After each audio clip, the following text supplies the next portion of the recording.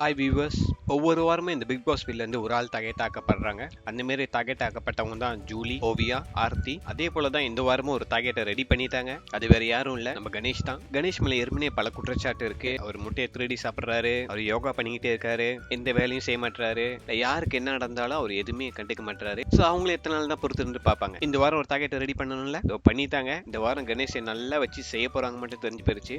இந்த வாரம் யார் தான் வெளியே வராங்கன்னு பொறுத்து இருந்து பார்ப்போமே.